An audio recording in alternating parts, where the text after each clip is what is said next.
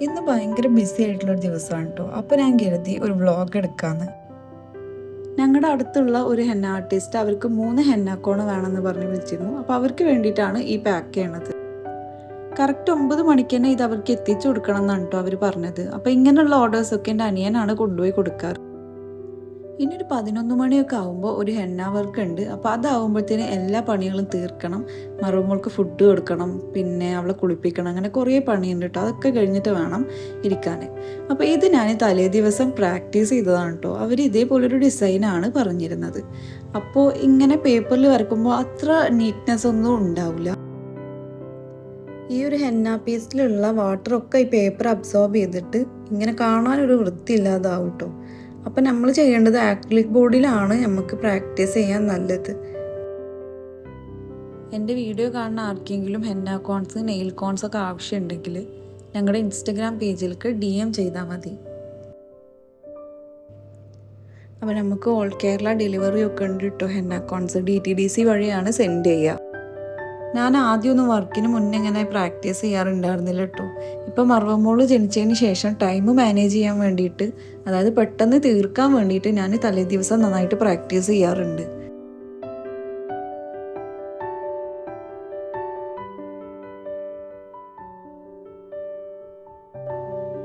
ഇത് വെഡ്ഡിങ്ങിനോ എൻഗേജ്മെൻറ്റിനോ വേണ്ടിയിട്ടൊന്നും ചെയ്യണ വർക്കല്ല കേട്ടോ. ഒരു ചേച്ചി ഞങ്ങളെ വിളിച്ചിട്ട്, ചേച്ചി ഇപ്പോൾ 9 മന്ത് പ്രഗ്നൻ്റ് ആണ്, അപ്പോൾ മെഹന്തി ഇടാൻ നല്ല ആഗ്രഹമുണ്ട്, ചെയ്തു തരുമെന്ന് ചോദിച്ചിട്ടാണ് നമ്മുടെ ക്ലയൻറ്റ് നമ്മളെ കോണ്ടാക്ട് ചെയ്യണത്. ആ ചേച്ചിക്ക് എൽബോ മുതൽ ചെയ്യണം എന്നായിരുന്നു ആഗ്രഹം. പക്ഷെ അതിന് ഒരു 5 to 6 hours ഒക്കെ എടുക്കുമെന്ന് പറഞ്ഞപ്പോൾ എന്നാൽ റിസ്റ്റ് മുതലുള്ളത് മതി എന്ന് പറയായിരുന്നു.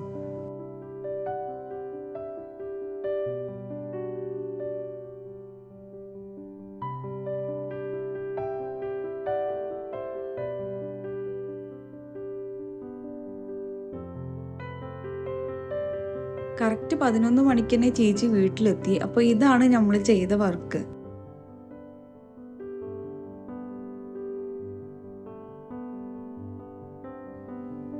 അങ്ങനെ മെഹന്തി വർക്കൊക്കെ കഴിഞ്ഞു. ഇനി ഞങ്ങൾ നേരെ പോണത് പെരിന്തൽമണ്ണക്കാണ്. എൻ്റെ അനിയത്തിയുടെ എൻഗേജ്മെൻ്റ് ആണ് വരുന്നത്. അപ്പോൾ അതിനുള്ള പർച്ചേസിങ്ങിന് വേണ്ടിയിട്ടാണ് കേട്ടോ ഞങ്ങൾ പോണത്.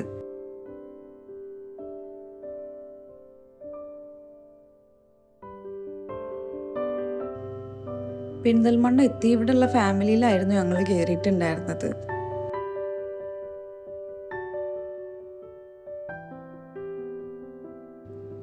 ഞാൻ ഓൾറെഡി പട്ടാമ്പിയിൽ നിന്ന് ഡ്രസ്സ് എടുത്തിട്ടുണ്ടായിരുന്നു. അപ്പോൾ എൻ്റെ 2 സിസ്റ്റേഴ്സിന് വേണ്ടിയിട്ടാണ് കേട്ടോ പോണത്, പിന്നെ ഉമ്മാക്കും. മർവമോൾക്കും എടുക്കണമെന്ന് വിചാരിച്ചതാണ്, പക്ഷെ അതിനൊന്നുള്ള ടൈം ഞങ്ങൾക്ക് തികഞ്ഞില്ല കേട്ടോ. അപ്പോൾ ബ്രൈഡായിട്ടുള്ള എൻ്റെ അനിയത്തിക്ക് മാത്രം ഡ്രസ്സ് കിട്ടി.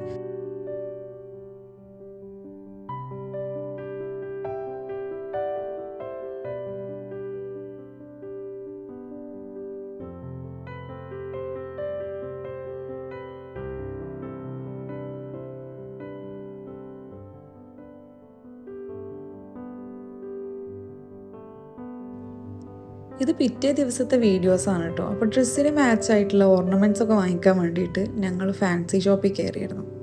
പട്ടാമ്പി അലങ്കാറിലാണ് കേട്ടോ കയറിയത്.